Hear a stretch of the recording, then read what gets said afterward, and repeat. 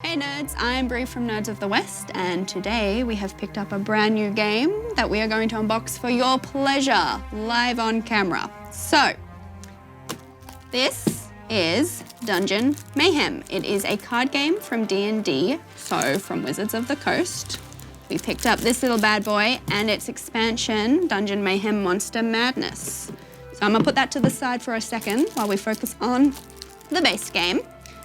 Now, very small in comparison to the expansion, but I'm gonna go ahead and open it up and see what's inside. This one is very easy to open. It's luckily not like one of those annoying cling wraps that you're trying to undo for about 10 minutes until you give up and go and get the kitchen scissors. So we can just put that off to the side. We don't need that anymore. All right, now, we have a theory that the most important piece in a board game is at the very bottom of a box. So we are going to test that theory for you. So first of all, we have the rule book, which I am definitely going to read. We got some nice little board game pop-outs. So these are our little broken love hearts. They will come into play later. They're basically just signs that your shield is broken. And then on them, we've also got our little player tokens, which copy the artwork on the box. Oh, this is super flash. They've got some cards with some card dividers, so your cards won't get mixed up. And there's nothing. This is the bottom piece in the box. Little different, just cards. So the cards are officially the most important bit, which I think is accurate, seeing as they're the sole mechanic to the game, but that's fine. All right, now, Barbarian, which will be in here. And then we've also got Paladin, Rogues, and Wizards. So the 4 beautiful D&D roles that you can play. So I'm gonna open them up and separate the cards out so we can have a little look at the artwork. These piles have got our 4 characters in them. All right, so what do we got? We've got our pretty little damage tracker cards, which is where we're gonna put our little character token. So I'm gonna go ahead and pop out the little tokens for our damage trackers. All right, straight away, it's doing that thing that pop-outs sometimes do where they get stuck, which I don't know about you, but it gives me anxiety because I feel like I'm going to break the cardboard and rip the artwork. But we have Suffer, I believe he is the Barbarian, so he can go down here. We have Take 2. I'm going for Oriax the Rogue. Let's see if he wants to come out. He doesn't want to come out. No.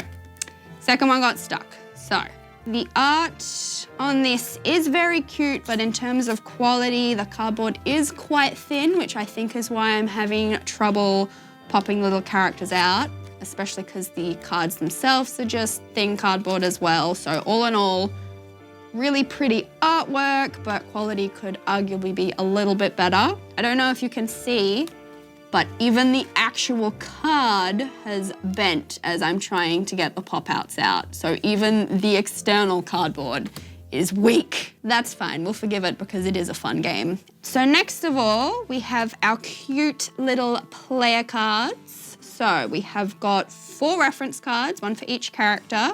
And if you have a look, so I'm gonna use the red one. Barbarian, Paladin, Rogue, or Wizard? Would you say that this is a Paladin? I feel like this is a Paladin. She has very shiny armor. So I'm gonna go with Paladin.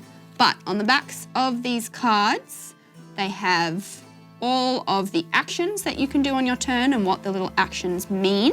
So you've got a nice little reference card, and then they've also got your special powers. So each of the cards, each of the characters, has their own special powers that are unique to each character, and it's got it all written down on one card that you can have next to you. So if you're like me and you forget what you're doing halfway through the game, there's a nice little point of reference. That brings us on to our action cards. We have 4 piles, 1 for each character, and there is 28 actions in each, so nice and even. However, that is where things start to differ. So you have got several different types of cards. Some of them have little love hearts on them, which means that you get to heal. Some of them have little swords crossing over, which means you get to attack. And some of them have little card symbols with a plus, which means you get to draw cards. But what's super cute about these is that each of them have their own unique little artwork on them, depending on what card you're playing. There is some double ups if they're exactly the same card, but other than that, each individual action card has its own artwork, and it also has cute little D&D themed phrases at the bottom. For example, this one, where you get to heal 1 and draw 2 cards, is called Cure Wounds. This one, where she has super cute glowy eyes and is getting to attack 3 times and heal once, is Divine Smite. And then if you go all the way through the deck, you've got all sorts of different actions. We have, oh, these are fun, We have For Justice. You have For Even More Justice, and then you have For the Most Justice. So each character is going to be drawing from their own deck, so they've all got their own cards that are all linked to the archetype of the character that you're playing. And they're all super cute and got super cute artwork. It's really different from the actual D&D books. It's obviously a lot more cartoonish, so it gets 2 thumbs up from me. But we're going to move these little guys off to the side and have a look at the expansion. Because obviously, if you're buying this game, you only get 4 characters. But if you have more than 4 friends, you're going to need some more characters. So this is the Dungeon Mayhem Monster Madness expansion. It adds an additional 6 characters to the base game and obviously can be played intermingled. So we're going to go ahead and open this one. I have my very handy utility nail because sadly this one doesn't seem to be as easy to free from its packaging as the other one. But I'm going to see if I can. I got it.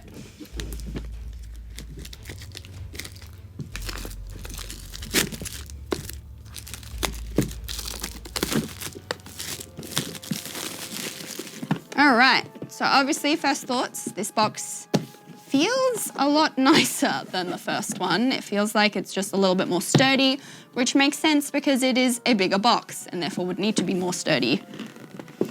But, oh, let's see if we can get it to slide out nicely.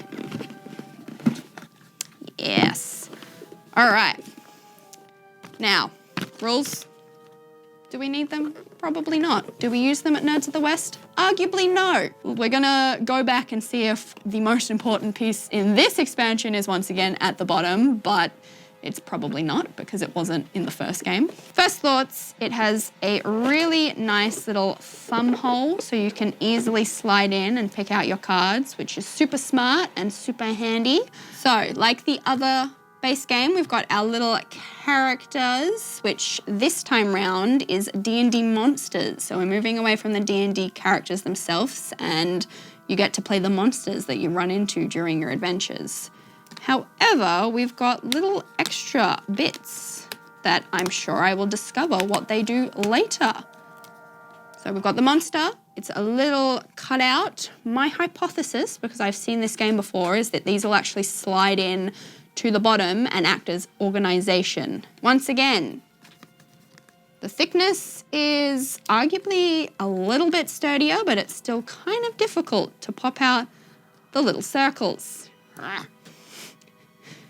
But these big ones, super easy to pop out. So it might just be that the circles having a smaller surface area and having more joints versus the actual size of the piece are just more difficult to pop out. They're super cute. I personally like these a lot better because you've got your little Delilah Death Ray, which is our little beholder, I believe.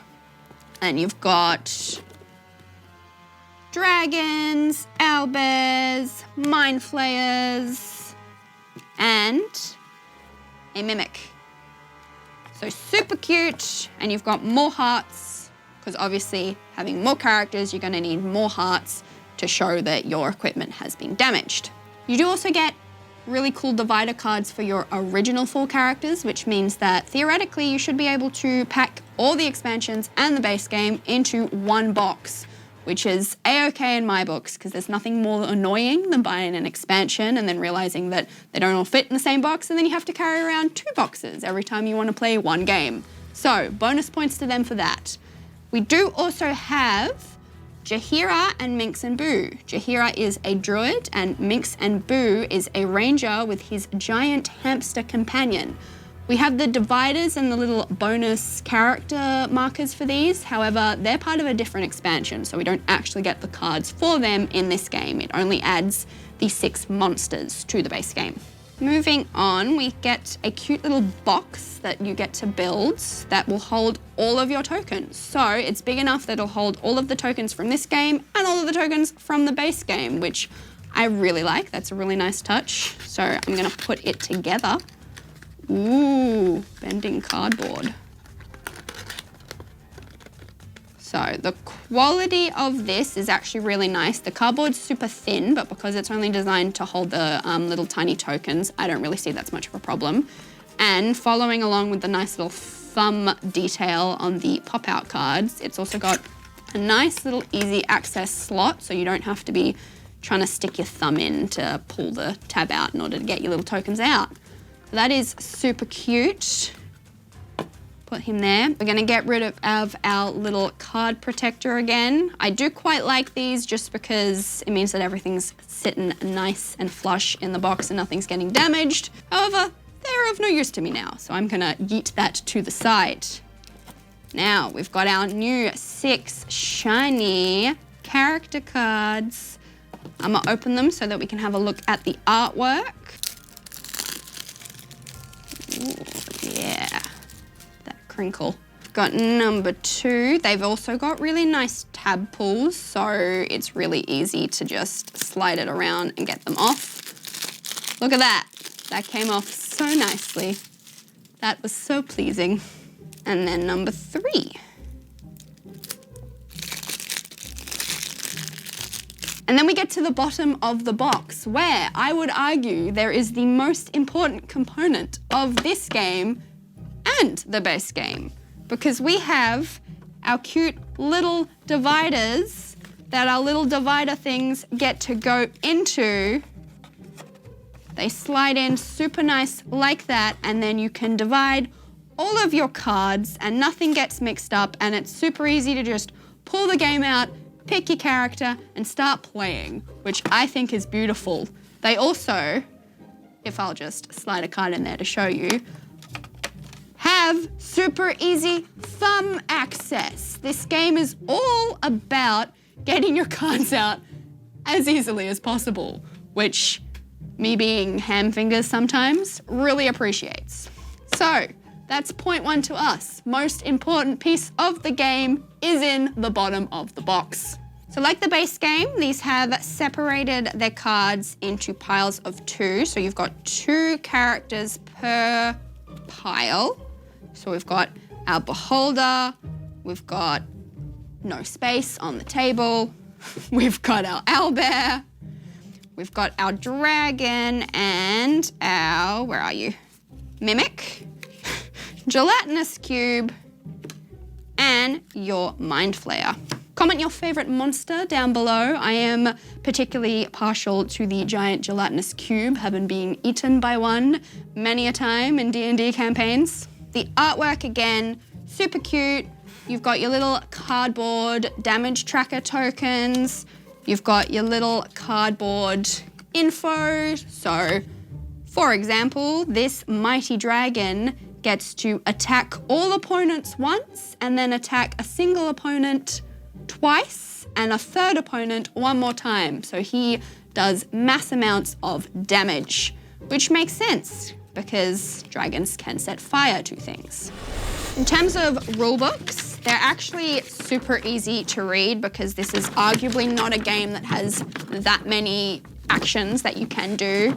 You're basically limited to draw a card, attack somebody, or do what the card says. Final thoughts, the little pop-outs could have been made a little bit thicker because I had a lot of anxiety trying to pop out the little love hearts. I'm gonna have to do the rest of them, and I feel like one of them might break.